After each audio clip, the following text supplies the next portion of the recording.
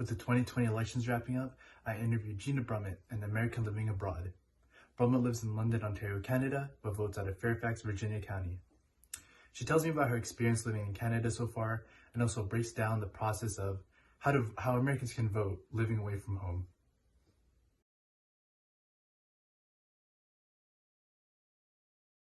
Probably would not have had the courage maybe to go into business in the US, really, as a small business person. But that's definitely been something. And I think also just the social policies, Ontario health insurance, and, just in the neighborhood where I live in a wonderful neighborhood in Old South in London.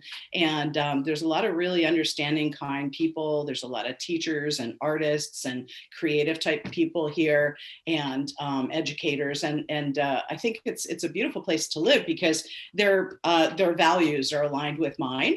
And so I think right now there's just so much division in the United States, and we have division here, but we've got more political parties. Yeah. So there's a broader base of political parties for people to be involved in, whereas in the US you've just got those two major political parties, and that's why I think to some extent why it's so divisive.